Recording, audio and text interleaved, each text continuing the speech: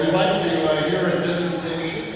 You can either sit by the engines or listen or whatever. But thank you so much on behalf of the Los Angeles County Fire Museum. Thank you for coming out this weekend for the 50th anniversary of emergency. These people that run this museum obviously is incredible devotion, as you can see by all the finished products that are here. And once again, on behalf of the museum, thank you for coming out. And what you're about to hear now is the history of the infamous 1969 ambulance from the television show Emergency. First of all, let me make it very clear, this ambulance never had the word Mayfair on it, so it is not the Mayfair ambulance. So let's start at the very beginning. This ambulance was originally purchased by Snyder Ambulance Service in Van Nuys, California. They had two of them. This was made by Stoner Industries in Santa Fe Springs. This was the most popular year for Stoner Ambulance. They made more of these Suburbans than any other year that they manufactured ambulances. They were very popular in the Los Angeles area. And the reason they were popular will play into why this particular ambulance was chosen for the show. So in 1969, Snyder bought two of these ambulances. They weren't very favorable by the crews because the backing was very low, and every time you got into it, you'd bang your head. So they kind of set the backyard even though they were relatively brand new. And once again, they were used extensively in Los Angeles, so they were a very popular ambulance. Now, when the show was being developed, at first they went to the Los Angeles City Fire Department and wanted nothing to do with the show. The reason the show centered around the Los Angeles County Fire Department was Jim Page, who was a battalion chief with Los Angeles County Fire Department. They wanted to do a show jacking up about rescue. And what happened was, in doing this concept of rescue, Jim Page made it clear that, well, how many rescues can you do if you just do a show about rescue? It's only going to last for about 6 months. Why not do a show where we can showcase our new paramedic program? And that's how LA County got involved, because they had the well-known paramedic program that was launched in 1969. So they decided they were going to do the show about paramedics. It was a two-part show, paramedics in the field, and what happened to the hospital once they got the patient there. That was the concept of the show. LA City wanted nothing to do with it, but at the time LA County did, and at the time the chief of LA County was Richard House. And he made it very clear that if we're going to do a show about our department, everything has to be exactly like it is. No deviation whatsoever. The uniforms had to be exactly like the departments. The Dodge squad truck had to be just like the departments. Originally, the Crown Fire truck had to be like the department. The Ward LaFrance had to be like the department. The procedures, when you get a paramedic call, if you said he's a cardiac arrest and he's a defib, that monitor made by Datascope better have defib on it. If they gave him 2 bicarb and an epi, it better be the right drug for whatever they were doing. I mean, you're talking about right down to the nickel that this had to be realistic. Well, it wasn't Johnny and Roy that made the show realistic. It was the technical staff that was in charge of carrying out the edict by Chief House. Now, one of those people, most responsible, was one of the producers on the show, Robert Simmons. He was the one riding out with the squad. And they were riding out in Carson, which was right near Rampart Emergency, right? Our East LA Medical Center. So he's riding with the squad. He knows there's a Crown Fire truck. They know the transporting ambulance is coming. Well, who was the transporting ambulance at the time down there at County Hospital? It was Carson Ambulance Service.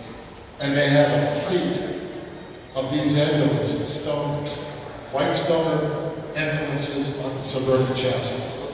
So all he knows is, well, I know they're responding to the Crown. I know they got that Dodge that they're using. We got to get one of these. Well, what happened? Snyder had been bringing these ambulances for years to the studios. Where are we going to get the Stoner-Suburban ambulance? Snyder. There it was. Now you got to remember, how many of you saw the original movie, Remember Townsend Act? The 2-hour movie, right? So that movie was about BLS for paramedics, okay? You got Johnny in the very beginning, right? You're in Fire Station 8 down there in Santa Monica Boulevard. It's all quiet, the tones go off, and then they go and fight the fire, and then the next morning the chief grabs Johnny Gage and says, Johnny, I wish you really think about this paramedic program. And he goes, Chief, I'm a rescue man. I'm not an ambulance man, right? And then they get the guy who gets electrocuted up on the pole. Get the guy down on the pole, they're doing CPR, they take him to the harbor, they put him in the room, Johnny walks out, the guy dies, he walks in. What happened? He was alive when we got here. And Kelly Bradley goes off on him, right? How alive was he? What were the vital signs? How did you determine that? Amateurs. Nothing but amateurs. Johnny walks out on the jet, gets at the door of the squad, says, rescuing. Hell, all we rescued was a corpse. Then you know the rest of the story, right? You become paramedics and cut and tie, become paramedics. Well, the issue of that whole thing was that they were showing you what it was like in LA for paramedics. BLS, actually it's basic first aid, looking at basic life support. When you got a call to LA County Fire, you got an ambulance, you got an engine company. These guys were the medical guys. The only time you got a squad was a physical rescue. But once again, the squad would rescue whoever and turn it over to the ambulance. So that whole movie, until the last scene, where you have the cave in, right? And everybody comes in and they're shot, damn it, you know, right? They finally get to do the paramedic thing. That's all BLS. It's all basic stuff. Then of course, the show starts its first season, and now you see the squad, you see the Crown fire truck for the first 9 seasons, and of course, you see this ambulance. So this ambulance was actually used for the first 2 seasons of the show. I don't know how many of you ever saw the episode where it got wrecked, but it wasn't supposed to have gotten wrecked. They were up at Ridley Park, they wanted to have a collision where it kind of tapped the front end, it goes off the road, well they have the Lincoln Continental hit the ambulance, and they totaled the front end. The stunt guy that was driving this had a harness on when they did the stunt. When they restored this ambulance, and when I first acquired it, that harness was put back in the ambulance right behind the driver's seat to remind us of when it got wrecked. So after 2 seasons, when this got wrecked, it never was used again. Snyder Ambulance had 2 of these. The second one was used very sparingly after this one got wrecked. What happened was, and why this was no longer used, if you ever watch the TV show and you see the Ward La France, you'll see in the credits when it's over, it says, fire truck courtesy of Ward La France. They gave the fire department that truck so they could have that advertising. Well, in season 3, the Modulance Corporation of Grand Prairie, Texas, made the same deal with modular ambulances. They said, well, let's use the ambulance for free if you put us in the credits. So that's why after season 2, this was never used again. So let's fast forward to 1985. Oh, one quick thing I want to make a note of. If you look at the later episodes, you notice this design on the window. Originally, when Snyder Ambulance Company owned this ambulance, they also made their own van ambulances, which were very popular, and they marketed them with the name of Ambulance. And what it was this design, only in the middle here, it said Ambulance. Well, Harry Snyder, when this first went to the show, thought he'd be cute, and put that on the window. Well, this wasn't an ambulance, there was a Stoner, but he wanted to advertise his own company. So he put those on the window. Well, what the studio did was they just took a piece of white tape and they covered over the ambulance. this ambulance, and just before we started to restore it, when they took the old graphic off, you can still see the ambulance. So that's the history of that design. So let's fast forward. In 1985, well, you know, after 2 years, into season 3, they no longer use this ambulance. It sat in the backyard of Snyder Ambulance Service in Van Nuys, all the way to 1985, when they closed the country. I was invited with a bunch of other individuals to come buy inventory. In case I didn't mention it earlier, which I probably should have because of my ego, I've been a paramedic for the last 47 years. So I knew this, I knew the studios, I knew the show, and because of my years as a paramedic, obviously I had a fascination with vintage ambulances. So in 1985, as it brought in the backyard, I hadn't seen it for a while. I have an ambulance like this as well. We had one at the San Marino Fire Department that I drove, and when that came out of service in 1984, I bought it and I still own it. So the guy that was doing the liquidation for Snyder Ambulance said, "We have an old ambulance that looks just like yours. In fact, it's even better, and I'll sell it to you." The guy I sold it to, his wife doesn't want to have it. You can have it for $500. So he took it to at the time, I had a classic car that was Chevy Suburban. I couldn't find the car in my yard. Total disaster. Run away. And I looked at it and I said, I can never restore this ambulance. Even though it's from the show, there's no way to restore it. It's a piece of junk. So I sold it to a guy. That was in 1985. 4 years ago, I'm looking at actually got alerted by Joe Woyjeck here. Hey, there's a car on Crescent, it's the ambulance. Is this the old one that you own that was from the show? Well, I went down to the junkyard where it was at, it was in the tow yard. I looked at it, the front end was completely faded, ready to crash and repaired. And it was the car from the show. It's sitting there for 35 years, rotting away even more. Now, of course, it looked pretty good in the end. I went down, bought it from the tow yard, and I took it home, and my wife said, "No, get that out of the car. No, that's not staying here." I looked at it, it was even worse than the first time I saw it. But it was the ambulance for emergency. So I looked at it, it was full of everything on the inside, everything was gone. All 4 tires were flat, weren't even white rims. Paint was gone, this was all faded, all the lights were gone. All the back end was all torn out, the floor was torn out. There was a gurney in there, and as much as I kept looking at it, I go, I can't do it. So I put it for sale on eBay. And got response like crazy. I figured there's a bunch of yahoos in this country. They're going to say it's the ambulance for emergency. Someone's going to buy it. Somehow I get my money back. And it was on a Friday or Saturday night. Next Saturday. And I got 40 bids the first night. And then I started getting a bunch of hate mail on Facebook. There is a group, I don't know if you guys know about it, they're called the Unofficial 51 Emergency Group. It's like 200 women in a group that love Johnny and Roy, that 8x12s on their nightstands. And they started screaming at me about selling. They said, "This is Johnny and Roy.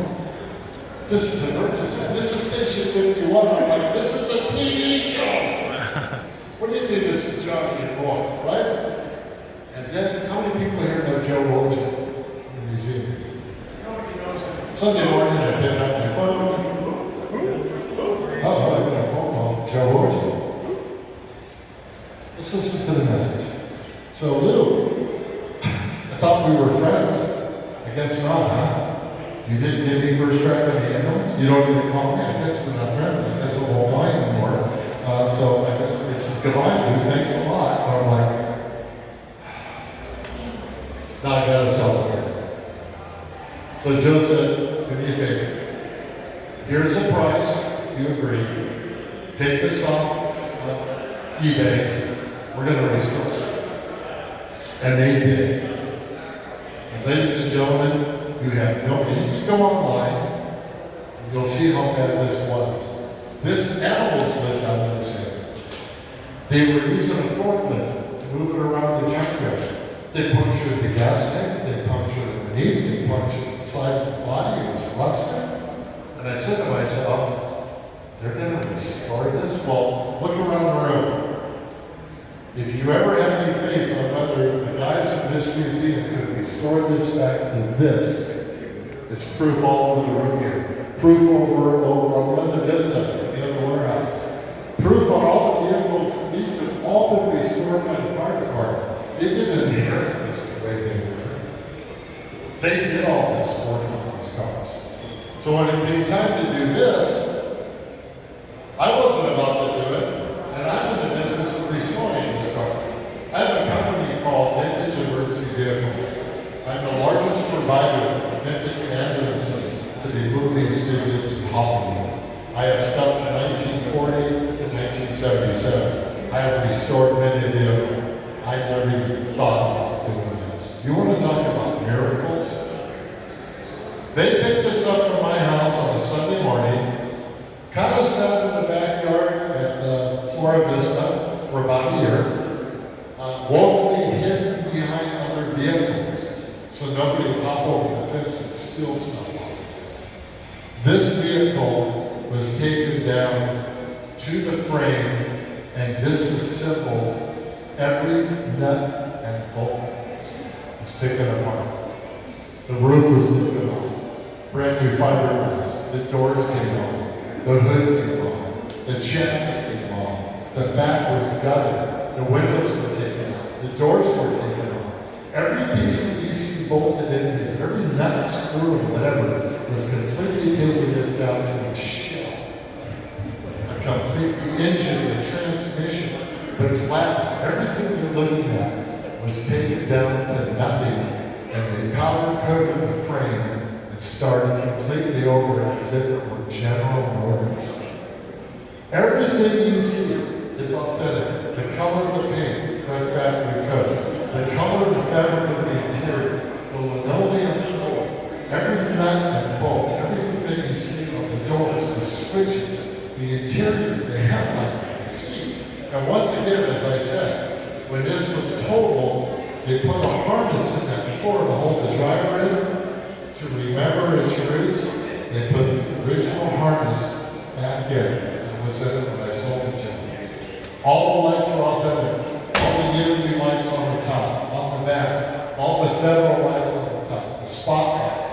The Dietz lights on the front. The B&M Super Chief siren. Everything has been restored, sparing no expense. And they will not tell you how much they spent, because they don't think they want anybody to know how much they spent. The exhaust system, the drivetrain, the engine, the transmission, everything under the hood, the reflectors on the back doors, the Ferno Washington gurney, the division between the driver's compartment and the patient compartment, the squat bench, the hooks to hang flaps on the back. Every detail and the research that went into this, to do that, took 6 months just to make a plan of what they were going to do. This is the most extensive restoration that the department has ever done, not the department, the museum has done. Because unlike a fire truck and everything else that are probably not as complicated, this was a vehicle, a passenger vehicle. The painstaking time taken to do the chrome trim. And the window trim is custom made. The screws had to be the right stainless screws that went back to put the top back on. The loading lights in that. The 350 engine under the hood. Never before had they done restoration as extensive as this on any vehicle. And this was kind of the lost part of the family. We all watch the show, right? Johnny walking on scene, squad truck, the engineer, that Mike Stoker driving the engine, all the people that are involved in the show. This was the forgotten vehicle that was on the first season that got the patient to the hospital. So when we found this, I kind of realized I had a little lapse there when I went to sell it. If it wasn't for the guilt trip from Joe, it would not be here today. But he was right. this was the place for it to be. I hear a county squad coming down the street. Oh, it's fall. Squad's behind it. Go 98s, Bellflower. Did you guys get a picture of that going by? We could line everything up in here. Get a picture of it. I'm very proud to be associated with this vehicle. Of course, I've always been an EMS nut. Quick story of how I even got involved in emergency. I grew up in Toluca Lake. Toluca Lake is the white Royal University students. Back in the early days of the 70s, I came home, I was going to Cal State, North for college. I looked across the street, we were filming Emergency. I only remember the episode on Running Trick, but it was Quick's Tour. It was the second episode of season 1. And I looked across the street. First of all, I didn't know it was an LA County Fire Department. That was an LA City Fire Department. But I looked across the street, it's the LA County Paramedic. I walk over, I introduce myself, to Randy, Kevin, Ty, and I started asking the questions. I wasn't really interested in like a TV show. It was, what's this paramedic? And after a while, they said, well, you know, we're the actors. You want to go talk to our technical guy who knows everything about paramedics. It was a late Jim Page. And I remember him telling me, what are you doing in your life? I'm going to college. He said, this paramedic thing is going to be the biggest advancement in emergency medicine of the 20th century. They are taking brand new procedures that are being done in the emergency room and they're doing it out on the street. And if you're not doing anything, I think you should become a paramedic. He got me my first job in the city as a paramedic, 47 years ago. So I'm a big risky ricky like everybody else in the room. One of my first partners back in 1980, Scott Gray, was standing over there in the gray area to the fire truck. One of my early partners back there. It's a brotherhood. Once you get the fever, you can't get rid of it. This is part of that history. Not only was I part of being a paramedic, of course, but I knew that vehicle and I knew the company over well. So it was especially satisfying to me that they were able to restore this car back to what it is. And if you guys don't mind, I'd love you to give a big round of applause to these guys in the museum for doing this restoration. Because, you know, it's one thing to see a perfectly restored vehicle. This is more than perfectly restored. This is a pretty incredible thing. And Joe Woyjeck, former Vice President. Big hand, Joe. Why don't you come up and get to your history from that?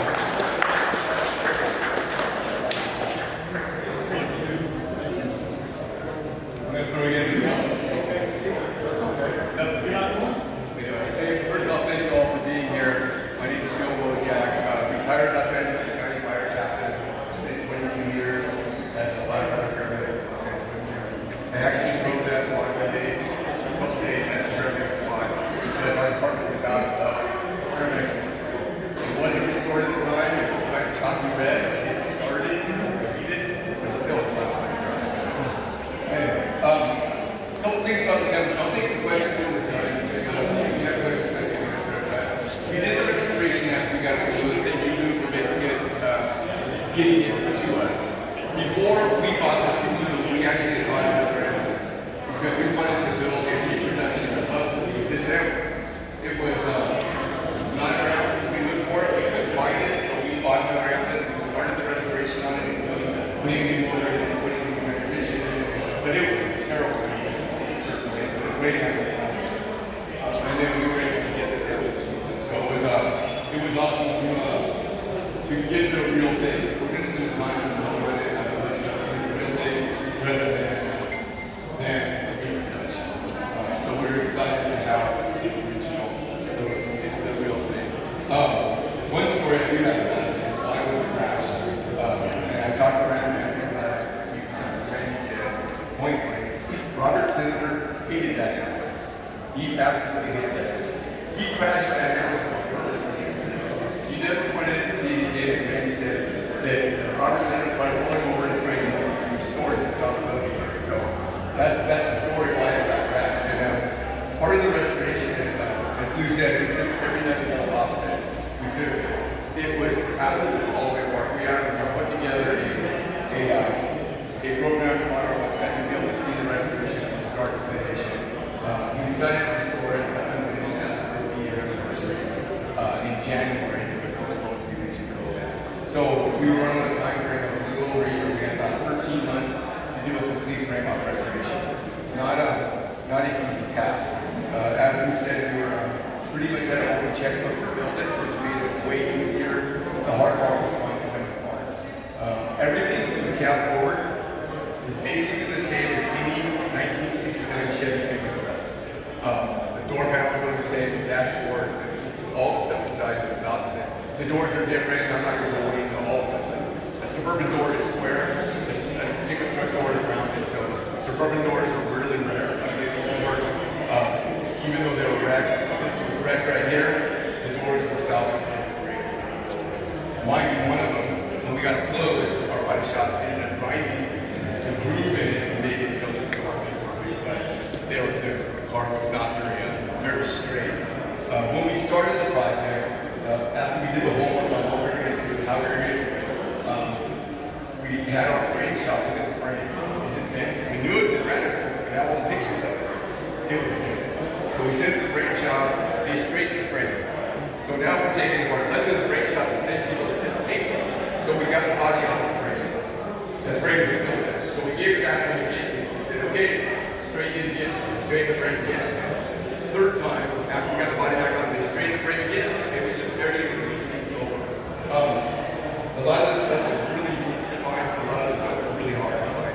Our paint shop is incredible. Kitty's body, paint, these Bellflower, they do all of our work. We have some rigs that they painted for us in our other facility. They've done a lot of paint on the steam engine. They just do an incredible job. They were so happy to be part of this project. They didn't charge us to paint. It was free. It took 5 months before we got that paint job, but it was free. So that's kind of cool. That's kind of a testament to how they felt about this project. Lou said that he wouldn't tell you how much we spent. I'm going to go with somewhere between $35,000 and $40,000 for the restoration without the paint job and without paint. What? Are you kidding me? I said $3,000 to $5,000. $3,000 to $5,000. So anyway, so bottom line is we spent $30,000-ish on at the time the rig restored was probably for $25,000-ish. Since then, these rigs that are all square bodies, 3 square bodies are just going through the roof. So a Suburban like this, I'm thinking the value of it completely restored without the lineage of being from emergency is probably $60,000. So probably more. Yeah, I know. Well, because of the nature of this process. So some things we did, I'm not going to give you some of the things we did do to keep it correct. If the hood's open in the firewall, you can see damage from the crash. We chose not to fix that. And the reason there was to show that it's a real one. The generator bracket is broken and was welded from the crash. We didn't change that either. That was welded generator. And one of the last things is the steering column is the wrong color. The steering column is kind of a gray color. It should be saddle brown. Again, it was wrecked on this side. That steering column should be replaced. But we painted it the wrong color on purpose. That's how we got it. People always ask about the tire. The tire is so small. 878, 15. We're lucky enough in the glove compartment we have what they call RPO. RPO is everything that came from the factory. The generator